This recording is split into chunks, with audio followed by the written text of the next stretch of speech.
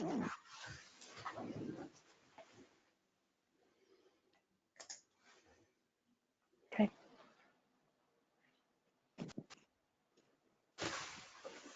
What's up, Steve? Hey, man. How you doing? Good. Awesome. Hey, Don't mind Kendall, me, I'm just eating a sandwich. you eat your sandwich, dude. All right, let me get some. Just finishing getting set up here. Staff meeting. This is going to be interesting to see everybody. Yeah, it will be. It's telling me I can't share my video because all the slots are full. Same Oh. here. Same here. Oh, dang, I better get out there. You know what? I'm gonna cut tail and run if nobody can show their slot. So, Steve, I don't know about you, but Whoever's here, it's kind of fun to see people for a change. It's like, oh yeah, I know these people. yeah. I Well, remember Rachel. yeah, exactly. So you know what? I think the thing to do would be to toss right away to you, Steve, since you have the you're gonna get us going. Okay.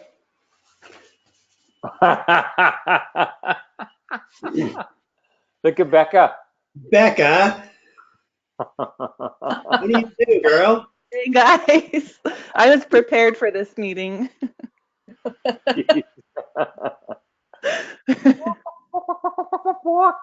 When's the big day? April 6th. Coming up. Yep. I'll lay my egg. Steve, do you want the screen?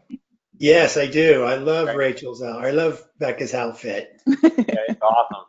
Mine too, right? Yes. Let's see here. The webcams. I mean, they seem to be going pretty well. I know you guys have been doing them internally with your internal meetings. I know that some of you have been doing them with clients. I know sales guys go and do it all the time, but I've just heard some brief reports that at least internally that's going well. Isabel, have you heard anything other than that? Yeah, there's actually been a lot of people that we've had milestone meetings with webcams on, we've had reseller meetings with webcams on, and some other external meetings. So I think it's going well overall. We're still getting some feedback from the ops team, but things have been going pretty well. Well, I think we need to keep it up. I think it humanizes all of this, and I think that's all a good thing. As most of you know, on Friday, we are going to migrate servers. I know there's been a lot of testing going on. Let me just show you the server migration plan. Brian has put this together to show a few things that's going to happen, things that still have to happen. I'm assuming you can see my screen. Mm-hmm. So there's a few things we can't test until we really go live, but I'm going to push the button Friday night at 8 o'clock, and we're hoping, Brian's hoping that sometime by Saturday morning we should be problem-free, error-free, things are going. So anytime after about 9 o'clock Friday night, we should have moved everything over, and we should be live on the new server. This is a great move for us. I was thinking about it the other day. We're spending a whole bunch of money, an enormous amount of time, and quite frankly, none of our end users or any of our clients will ever know anything about it other than our website is down for a little bit, and they will notice no changes whatsoever in how they interact with us, which is a little bit disturbing because the amount of time and money and effort it costs to do this. Nobody will have the slightest clue that we've made this plan, this change, unless we're signing on new accounts. As we bring the new accounts on and we go through the security reviews, they will know what's going on behind the scenes. So Brian has informed us. He's very happy with the way things are going. As I mentioned earlier, I'm ecstatic about it. So this is a very, very big move for us. It does make our server more reliable and technically should be faster in some areas. But now when people say, you know, where are you guys hosted? If I say we're at AWS, then everybody says, oh, okay, you guys are big boys. So it just solves a lot of problems. So this is going to happen Friday. Every indication is things are going to go smoothly. Fingers crossed. Any questions about the migration? If you guys have got anything that you have seen that looks off or abnormal, what's the plan, Troy, for anybody who sees things that are weird? Well, if anyone sees anything that is weird or abnormal, I would be shocked because we've been testing this thing out the yazoo, but they are to contact Brian immediately. So our guides, our employees can send an email to brian@wellsteps.com anytime we need to. Anytime we need to. Okay, you'll know the drill. Here's what I'm seeing, here's where I'm at, here's how you replicate it, and then we can kind of go from there. So, okay. I did want to mention a little bit about the retention plan that we've got. We've been calling it recidivism for a while. Essentially, the milestone meetings are supposed to occur about 6 months in. I know that sometimes our guides are having problems getting those scheduled, and it's been a problem. We have some warning signs that some accounts are not working well. I put together a letter. Many of you have seen it. We sent the first letter off to RIMS. I know that's Kim and I want to say Michelle, who are on that account. I know Isabel's been looped in. Anyway, I sent the letter to the president of RIMS saying, love to work with you. We're proud to have this account.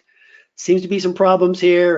We're not getting any communication with you. And if you want this program to succeed, we've got to have a committee and a coordinator that can work with us. Is there anything we can do, to help, kind of a thing. That particular account, RIMS, is not a normal account for us. They pushed the implementation so hard. They basically said, I believe it was to Kendall, either you let us implement in a week or two or we're out. So that thing was just dripping with warning signs. I don't know where it's going to go. I didn't hear back from the president of RIMS. I know she got my email. I don't know what's going to happen, but the process is that's one step. Me reaching out to either the coordinator or some leadership position at that site saying, hey, we're trying to work with you guys, trying to get this thing done. Here's a few ideas. What can we do to help, kind of a thing. That's a last. She did get back with us. She Go did ahead. get back with us, Steve. She got back with us, but on the day she got back with me, she's like, I can do a meeting either this afternoon or tomorrow morning. So it was like no time. So I got back with her and asked if we could reschedule for first thing next week. But your message did work because she did get back with me, but she didn't give us very good time frames. Well, this is. Oh, sorry. No, go right ahead. I was going to say that's pretty typical of Charisse. She'll respond randomly when she feels like it, but she'll give us a very narrow window. And then we'll follow up and then really no response for like a month. So I just wanted to let you know that's pretty typical. Well, it is what it is. This is a bit of a unique organization. RIMS is like a professional organization that has this whole group of people who run events for risk managers and provide materials and information. And every month or every year, they select a new president to be the president of RIMS. Well, the lady I contacted is the president of 2019 for RIMS. She may not even know that the RIMS employees have a wellness program. I wouldn't be surprised if she didn't even know about it. But I think the coordinator, who is their director of HR, is probably the highest ranking person within the organization. And if she doesn't want anything to do with it, there's nowhere else to turn. There's not like some CEO I can go to or some CFO or some VP we can go to get it done. We're in trouble in that particular organization because the person who hired us and the person who's the coordinator is probably the one calling all the shots within the organization. So we're a little bit hamstrung. We'll see what happens. I know this, Kendall, Isabel, others, as we have these new accounts come online and we see warning signs that they're pushing back like crazy. We want to start in 2 weeks. And if you don't let us implement in this short time frame, we're going to walk. My advice is let's walk. If these people push back so hard and want to change our process so much that we know we just got these red signs, and I talked to Carly. This thing was dripping in red signs. You know what? I would rather not have that business. It doesn't end well for us, and it's not going to end well for them. So we can say, you know, there's just these standards, and we know to make this work, some things have to happen. Maybe this is not the right match. We're not the right partner for you, because we know how this is going to end, and we can just threaten to walk away. We've done that before. I'm not opposed to doing it. I'd rather have it do that than have it just go for 6 months and then just peter out and to see, well, we tried well steps and it sucks. We don't want to do that anymore. So for what it's worth, we don't want that to happen again. All the other things for recidivism and retention are in place, except for the roadmap. A couple other things, we're going to get to those when the migration is over. Sales is using it. I did a demo with Kendall, with a broker in South Carolina. Typically, I mean, we started right off with, you've got to have a committee in place to make this work. And he goes, that's a brilliant idea. We were wondering what we were missing. This sounds perfect. It's just what we need. I mean, we started right off. On-site coordinator, wellness committee, benefits-based incentive plan. These things has to happen. And he says, you know what, this is exactly what we have been missing. And you know, so our standards during the sales process, I think, have gone a long way to helping us partially solve this problem.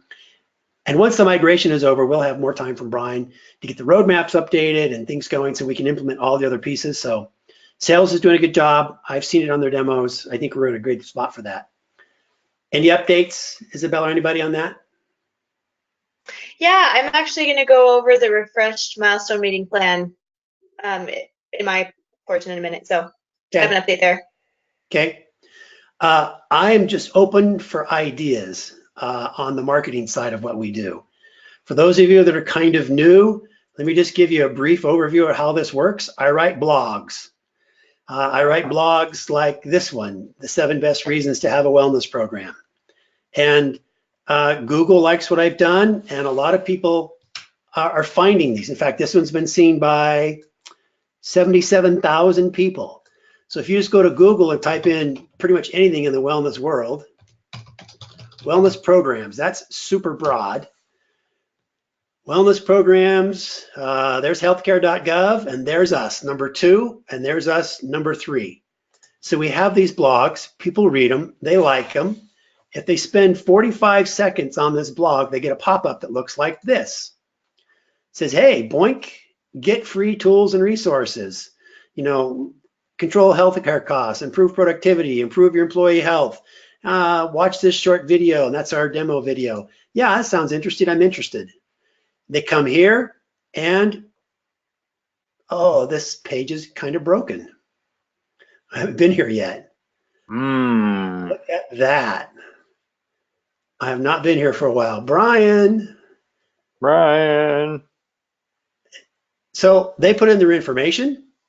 That gets, they hit submit. Here's my name. Here's where I'm at. I'm interested. I'd like free tools and resources. Ed and Kendall and I, we get an email. And that email, here's another one right here. This one just came in literally exactly this time right now. It came up a minute ago. This is McKinsey, Warner Hospital, sign up. This is going to go to Illinois, so that's going to go to, I believe, Ed or Kendall, you in Illinois. They know by state who they are, and they will reach out and contact McKinsey and set up a demo. And those demos end up showing over here. Here's the other GoToMeeting account we have. This one is just for our sales guys. So here's a demo with Rhonda. Here's one with Security Credit Union, Medifast, Churchill Downs. Churchill Downs. Who knew they wanted a wellness program? In fact, I think we've done something with them before or talked to them. Somebody named Robin, United Benefit Solutions, Anjali, B Secure's got a milestone meeting. Here's Beth, here's the Florida Credit Union, here's the Clinton County zoning. So the sales guys then go ahead and schedule these, and away we go. So it starts with a blog.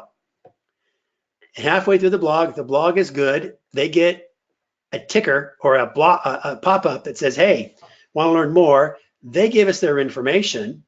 That information goes to sales. Sales then reaches out and contacts them and schedules a demo. And that's how this thing works. And a lot of people are clicking on this information. In fact, pretty much every day, we get about 3,500 visitors, about 2,300 visits. So we're quickly coming in on 1 million different visitors in the last 12 months to the blog. It's a lot.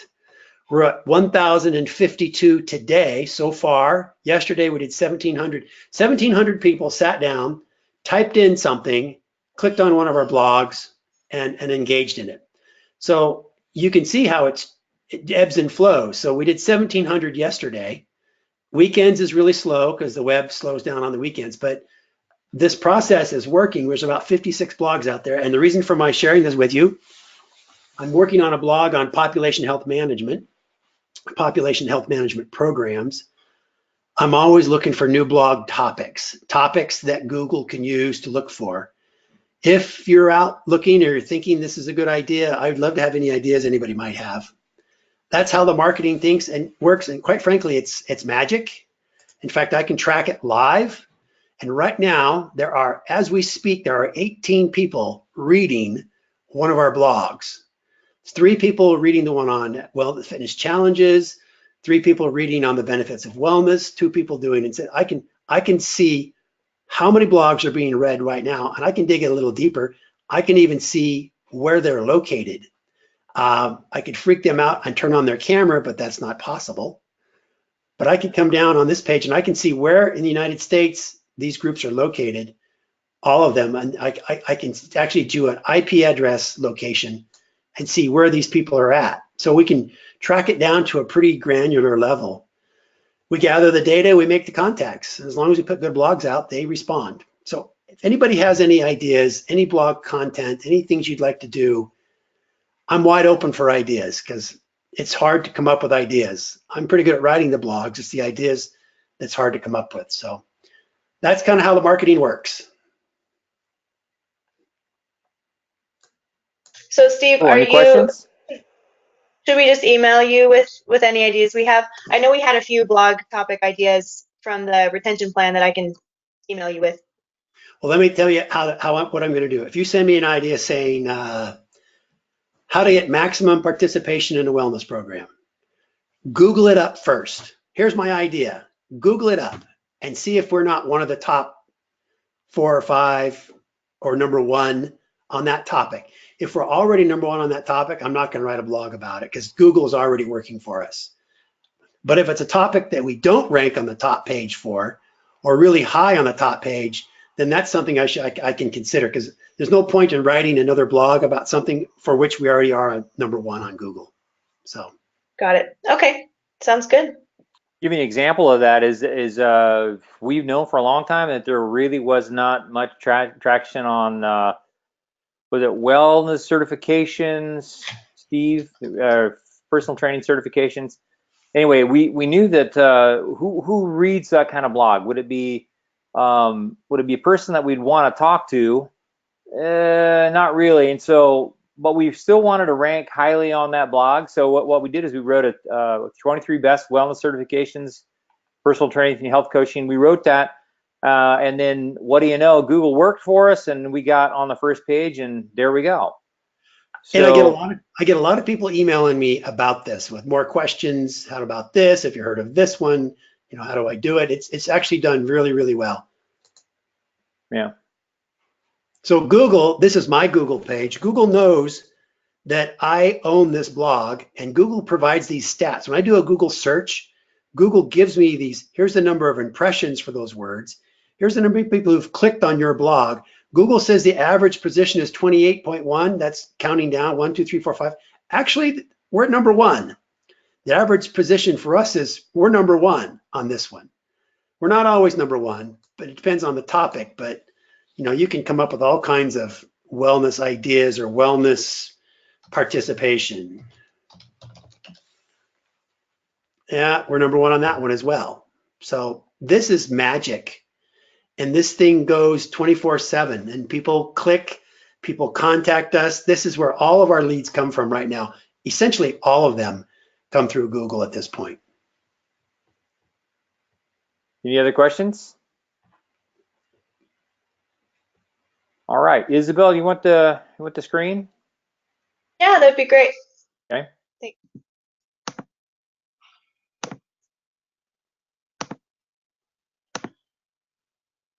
Okay, it's all you.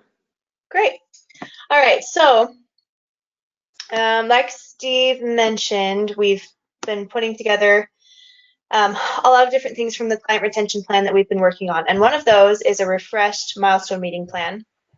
So the ops team, and I know sales, we've all talked about this, but we wanted to go through it in staff meeting just to make sure that everybody's on the same page and to make sure that the process is really nailed down. So at this point for the milestone meeting process, the guide will contact sales when the client is ready, and typically this will be about 6 months into the program year or after the second campaign. And then the guide will provide sales with current participation, any red or yellow flags, or discussion items that are needed in the meeting that the guide thinks would be good to bring up, and also the latest campaign report if that's applicable. And then sales will schedule the meeting once we hear back. Now, if we don't hear back from the client in 1 week, and ops we'll have a roadmap task 1 week after we're prompted to contact sales in the first place. We'll follow up with sales, and then if sales hasn't heard back from the client, then sales will send a follow-up email to the client and copy Steve. And then Steve, like he said, will either send a physical letter or an email to the client. And the draft of this letter can be found on the guides page. And it's in the implementation section in between the milestone meeting duties and the end year process. So it's the letter to non-performing clients. You can just click on that, open it up. And I'm sure this would change slightly depending on the client and the situation. But you can download this letter and take a look at what Steve will say. This one it looks like it still has the RIMS information in here, but obviously all of that information would change depending on your group. So you can look at this letter on the guides page, and Steve will send that. And then Actually, so the idea is that Steve wouldn't have to send that because you can see it's already signed. So all we need is for the person who, the guide on the account, can go and access that letter at any time, make sure that the changes reflect the current problems with the customer, and send that letter, and don't even tell Steve, just lie to him. I'm not opposed to sending it all. Yeah. The hardest part, to be honest with you, is finding out who to send it to. I mean, who do we contact, and how do you find their email address? I mean, it took me about 4 hours to find the one for RIMS. I had to dig ridiculously deep to find out this lady's email address, but apparently she got it and she didn't notify me. But I have no problem reading through it. I mean, if it's I'd like to take a look at it actually, and hopefully we won't have to do a whole lot of these, but I'm more than happy to help out. Great, thanks, Steve. Well, we could the guide could provide the senior leader contact information or the coordinator contact information to you if you'd like to do that. So either you or the guide can send that letter out. And that's our plan for if we don't hear back from the coordinator. But if we do, and they set up a time with sales will schedule the meeting. And then once the meeting is scheduled, sales will put together the slides based on the info that has been sent by the guides. So the guides will provide all the information to sales, and then we have a slide template that sales will use to put together the slide for that meeting. And then before that meeting starts, the guide and sales, or the guides and sales, will meet 15 minutes before it starts to finalize any prep that's needed. And then we'll hold the meeting, and that will be a webcam meeting, which allows for better discussion, and sales will lead the meeting. And then after the meeting, sales will send any notes to the guides, and the guide will then follow up with the coordinator with any action items. So this is the refresh plan going forward. And I know that Amanda and Carly have already been a part of some milestone meetings. Kendall, I'm not sure if that was with you or with Ed, but anyway, we've had some successful ones in the last couple of weeks using this process. And yeah, so I guess, Steve, Troy, any comments on this? All right. No.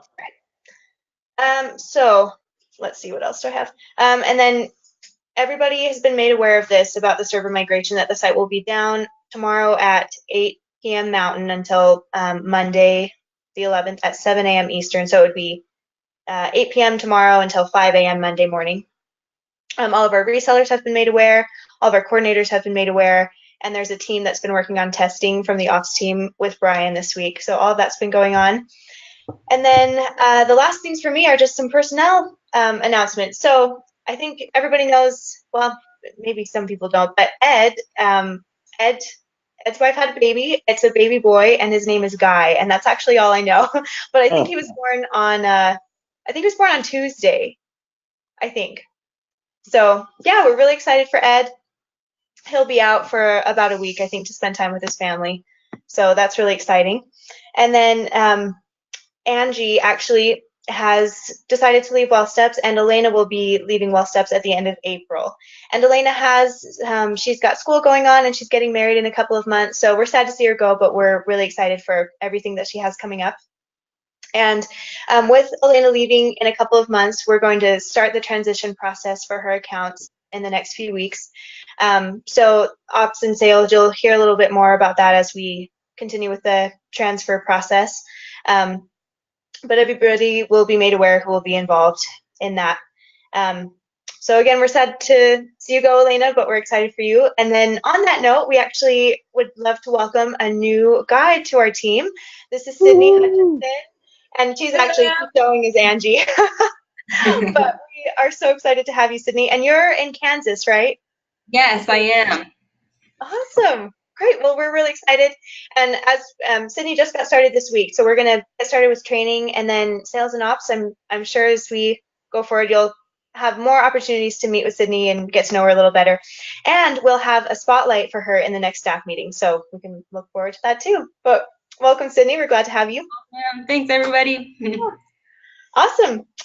And that is it from me. So Troy, if there's anything else. Well, we have a leadership correlation meeting here in a little bit. We try really hard to make this meeting last no longer than 30 minutes. I see we're 3 minutes short of that, so good job, everyone. For that, we'll just say everybody have a great week, a great weekend, and we'll talk to you soon.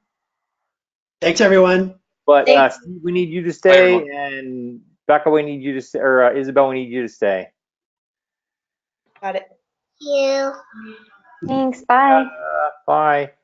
I heard a sweet little voice.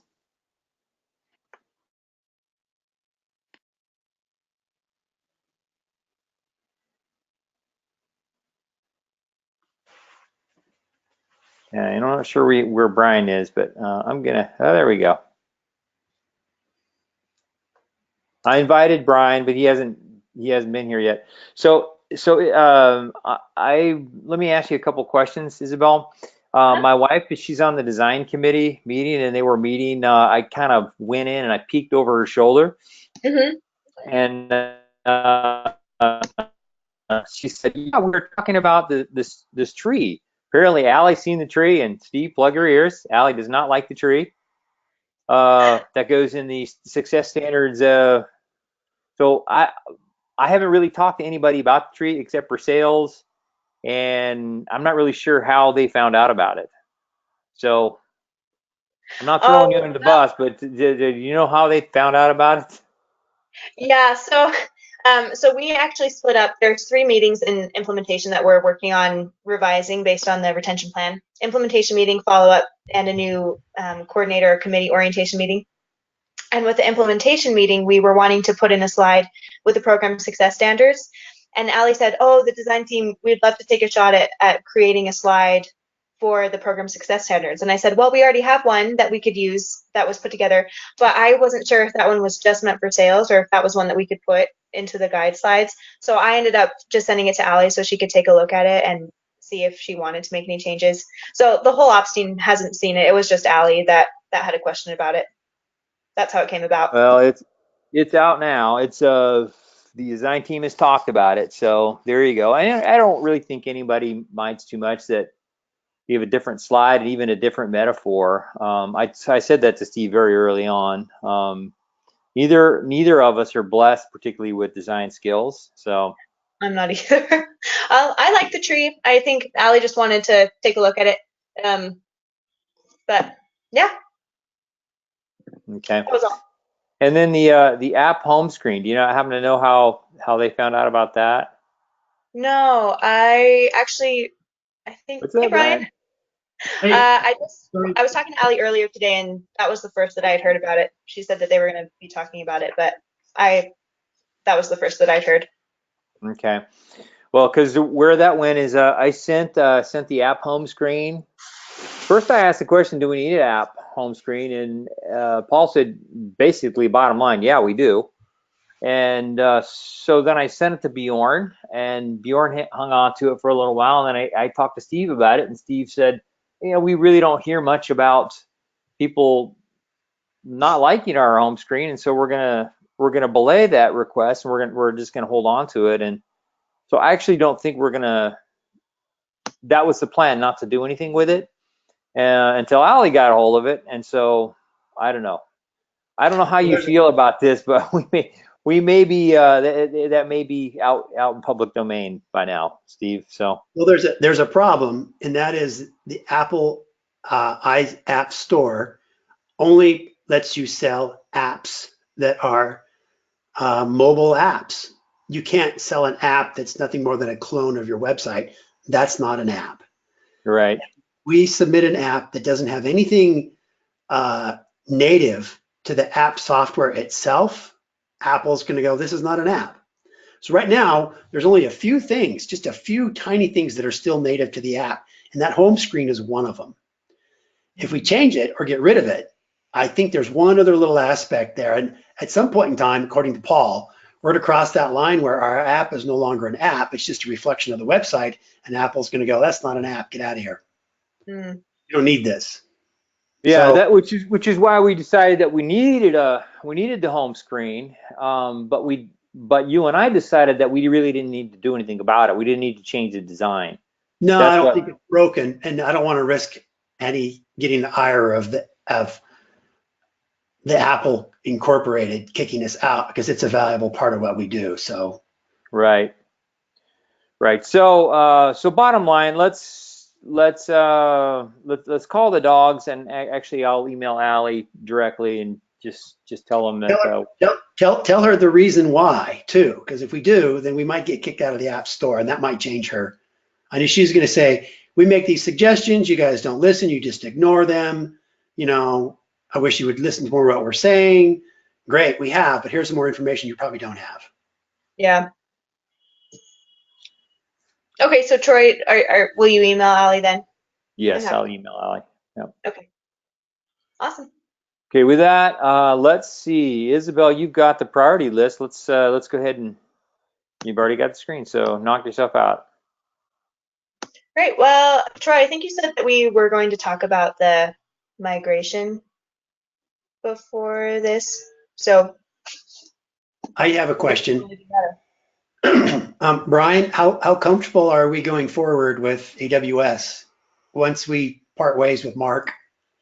We'll always have him there. We can call him if we need him, kind of a thing. I've been watching AWS videos until I'm ready to puke, trying to make sure I know exactly how to do it. But it is not the most user-friendly system on the planet. And I know there are things that I want to have one more meeting with Mark when we're up, we're happy.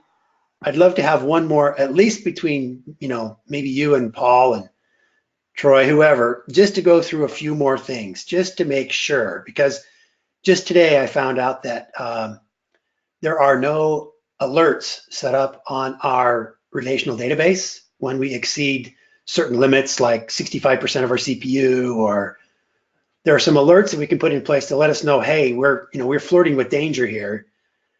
There's some things that I want to make sure are in place. I want to make sure that we know exactly how to do a snapshot restore of our application. And apparently we don't ever have to do that with our database because it's always backed up. I just want to check off a few boxes. I know there's Microsoft or AWS CloudWatch.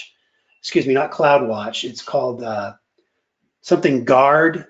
There's another one that's in there that I'd like to have, I'd like to know more about. Anyway, I don't know what your comfort level is, where we're at. This is called Guard Duty, Amazon Guard Duty, that allows us just to check for anomalies in some things that we're not normally checking for. But anyway, I imagine you and Paul can dig in and figure it out, but I don't want to have to put it on your lap.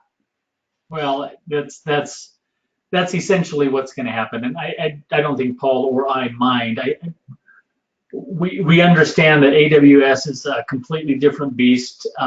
Both Paul and I don't understand a great deal about it. I mean, it's the way they have it set up to make it easier for everybody doesn't necessarily make it easier for everybody. Not us. And no, not us. And we don't have a network admin. We don't have an IT admin. We have Mark on a temporary basis. And I think we all understand that and know that. I think if we can get some of the few things that you're worried about, like the alerts, I think would be good to have set up before we say goodbye, Mark. And I know he's happy to be on the hook for anything that we have down the road as long as he's still in business. That's always the problem. But anything else, there's enough information on AWS out there and how everybody's using it and how everybody sets things up that I'm sure that we